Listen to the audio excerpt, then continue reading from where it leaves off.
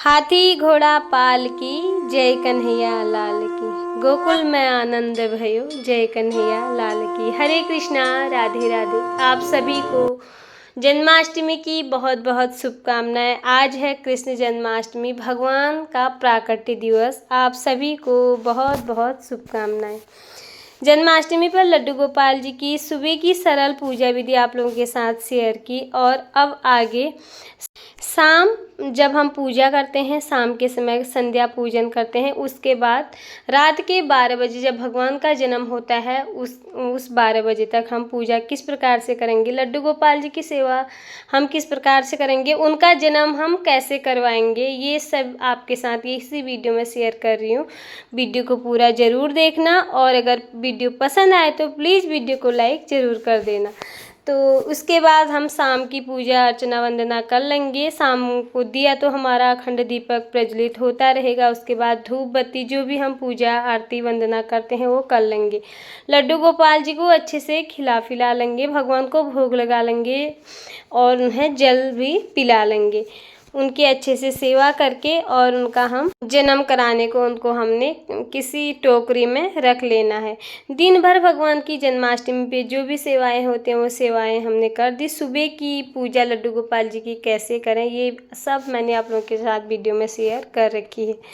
तो लड्डू गोपाल जी का श्रृंगार हम सब उतार लेंगे, उनके सारे वस्त्र हम उतार लेंगे। जो भी वस्त्र उनको पहना रखे हैं, पोशाक वगैरह जो भी श्रृंगार कर रखा है वो अच्छे से साफ करेंगे और वस्त्रों को उतार के और एक हमें टोकरी लेनी है। बांस की टोकरी है तो बहुत अच्छा है। उसके बाद हम कोई साफ बर्तन भी लेंगे जो हमने यूज नहीं कर रखा है। नया बर्तन हो, हमारा बर्तन इतना बड़ा हो जिसमें हमारे लड्डू गोपाल जी अच्छे से आ जाए, मतलब वो हमारे पूरे बर्तन में कवर हो जाए। तो इस तरह से मैंने एक टोकरी ले ली है।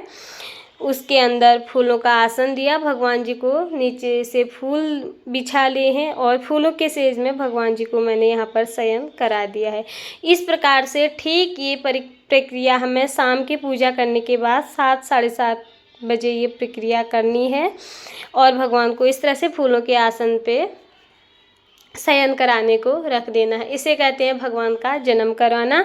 और इसके ऊपर से हम खीरे से ही भगवान का जन्म कराया जाता है। अगर हम लड्डू गोपाल जी छोटे हैं तो खीरे के अंदर भी लड्डू गोपाल जी को विराजमान करके इस तरह से उनका जन्म उसमें से भी किया जाता है। लड्डू गोपाल जी थोड़े से बड़े हैं, खीरे में तो आएंगे नहीं, इसलिए मैंने ऊपर से फलों की छाया कर दी है, फलों से टोकरी को ढक ली है। भगवान जी के ऊपर फल बिल्कुल नहीं रखे हैं क्योंकि वो फल उनके मुंह कान नाक ये सब बंद हो जाएंगे। एक पीला सा वस्त्र ले लें और भगवान जी को ढक दें उस टोकरी को, और उस जगह को बिल्कुल हमने छूना नहीं है। रात्रि के 12 बजे का इंतजार करना है। जब ठीक 12 बजेंगे शंख घंटी ध्वनि करके फिर हमने इस कपड़े को उठाकर और फिर हमने ये टोकरी खोलनी है और हमें ये मान के चलना है कि अब भगवान हमारे जन्म ले रहे हैं। हम भगवान को जन्म कराने वाले कौन होते हैं, बस एक प्रक्रियाएं होती हैं और इस तरह से भगवान को जन्म कराने का उत्साह मन में बना रहता है। तो ये माता देवकी का गर्व मानकर हम भगवान जी का इस तरह से शंख घंटी ध्वनि और बजाकर तालियां बजाकर भगवान का स्वागत करेंगे और इस तरह से भगवान जी का हम जन्म करवाएंगे। ठीक 12 बजे ही हमने इस टोकरी को खोलनी है, फिर हम भगवान का जन्म करवाएंगे। उससे पहले आप कीर्तन भजन नाम मंत्र जाप सब कर सकते हैं और हमने सिर्फ टोकरी को पहले छूने नहीं है। 12 बजने के बाद ही हमने इस टोकरी को खोलना है और लड्डू गोपाल ये मान के चलना है कि हमारे भगवान अब प्रकट हो चुके हैं, जन्म ले चुके हैं और वो इस धरती पर विराजमान हो चुके हैं। तो भगवान जी 12 बज गए हैं, टोकरी को इस तरह से खोल लेंगे, सारे फलों को निकाल लेंगे ये और खीरे से उनका जन्म हम इस तरह से करवाते हैं। भगवान जी को हम उठा लेंगे टोकरी से। यहाँ पर ये मान के चलना है कि भगवान श्री कृष्ण का जन्म खीरे से ही हो रखा है।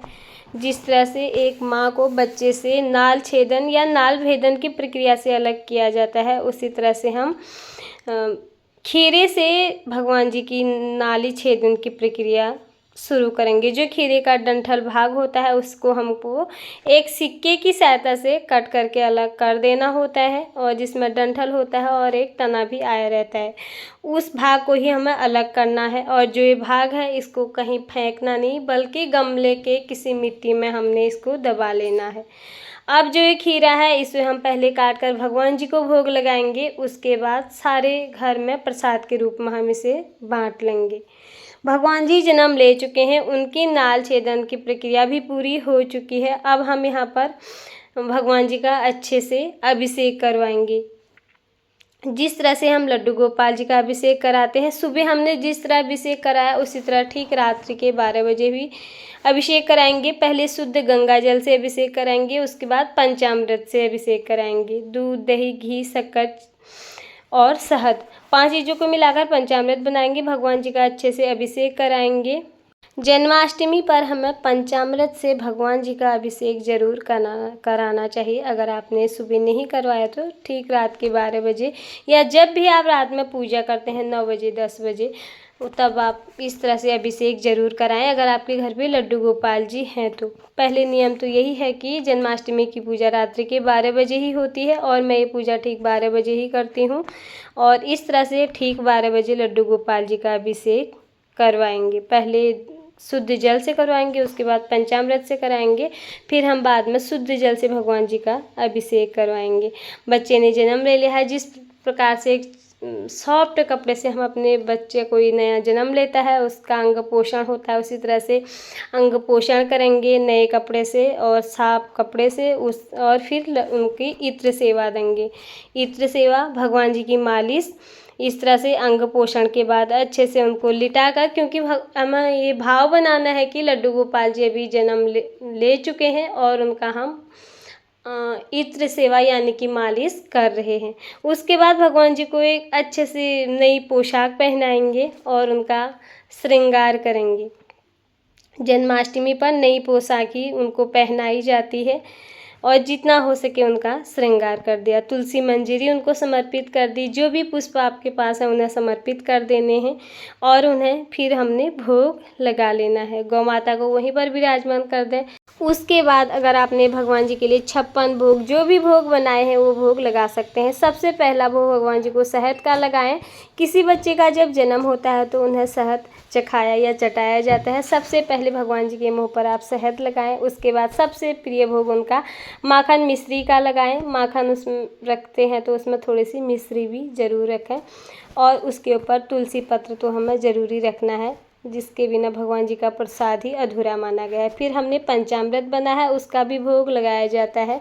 अगर आप किसी कारणवश 56 भोग न लगा पाए तो इन 7 प्रकार के भोग को देकर भी अपने लड्डू गोपाल जी को प्रसन्न कर सकते हैं। धनिये की पंजीरी का भोग बहुत ज़रूरी होता है, वो लगाएं।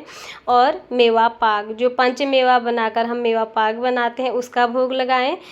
मेवा पाक न बना पाए तो पंच मेवा 5 प्रकार के मेवों का भोग भी आप लड्डू गोपाल जी को लगा सकते हैं। लड्डू गोपाल जी की पूजा में लड्डू का भोग न लगे तो हो ही नहीं सकता।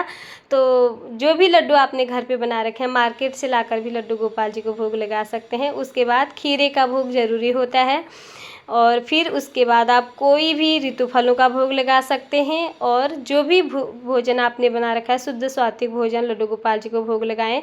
घंटी ध्वनि करें और भगवान जी को बुलाएं, प्रभु आप पधारे हैं हमारे घर पे और आज आपका जन्मदिन है। जो भी आपकी पसंद की चीज़ें हैं वो हमने बनाई हैं और आइए आप हमारा भोग ग्रहण कीजिए। भगवान को भोग लगाने के बाद प्रेम पूर्वक उनकी आरती उतार लेंगे, जो भी आरती आपको आती है। श्री बांके बिहारी तेरी आरती गाऊं प्यारे तुमको रिझाऊं। श्री बांके बिहारी तेरी आरती गाऊं। इस प्रकार से भगवान जी की आरती गाकर आप उनको प्रणाम करके उनके ऊपर थोड़े से उनकी नज़र घुमा लें। इस तरह से पैसे घुमा लें उनके ऊपर से और उनकी नज़र उतार लें। इस प्रकार से लड्डू गोपाल जी की रात की 12 बजे तक की पूजा मैंने आप लोगों के साथ शेयर की और ये पूजा शाम के 7 बजे से रात्रि के 12 बजे तक है। भगवान जी को भोग लगाने के बाद ही आप लड्डू गोपाल जी को झूला झुलाएंगे। रात्रि के 12 बजे जब उनका जन्म होगा, उनका अभिषेक होगा, भोग लगेगा, उसके बाद उनको झूला झुलाना है। आप लोग पहले ही झूले में लड्डू गोपाल जी को नहीं बैठा दें, उसके बाद झूला झुलाएं उनको खूब अच्छी तरह से। उसके बाद आप लोग जो भी भोजन पानी करें, आप भोग लगाएं या फलाहार व्रत करते हैं तो फलाहार करें। भगवान जी के सामने से भोग उठा लें। जब आप भोग लगाने से पहले ही भगवान जी का भोग उठाकर यही प्रसाद के स्वरूप में ग्रहण करें। और सोने जाने से पहले लड्डू गोपाल जी को झूले में से उठाकर उनका सारा श्रृंगार उतारकर, उनके नए कपड़े उतारकर उन्हें शयन कराएं अच्छे से। इसी कपड़ों में लड्डू गोपाल जी को शयन नहीं कराएं। और जो ये लड्डू गोपाल जी के लिए हमने चौकी लगा रखी है, ये अगले दिन ही हम इस चौकी को उठाएंगे। भोजन प्रसादी आप सब ग्रहण कर सकते हैं, घर में बांट सकते हैं। तो ये थी मेरी आज की वीडियो। लड्डू गोपाल जी की शाम से लेकर रात्रि के 12 बजे तक की सेवा हम किस प्रकार से करेंगे, किस प्रकार से उनका अभिषेक करवाएंगे, कैसे भोग लगाएंगे और किस तरह से उनको झूला झुलाएंगे, शयन कब कराएंगे। तो संपूर्ण पूजा मैंने आप लोगों के साथ शेयर की। आप लोगों को वीडियो थोड़ी बहुत भी पसंद आई या यूजफुल लगे तो वीडियो को लाइक, चैनल को सब्सक्राइब जरूर कर दीजिएगा। फिर मिलती हूँ किसी और वीडियो में, तब तक के लिए हरे कृष्णा, राधे राधे।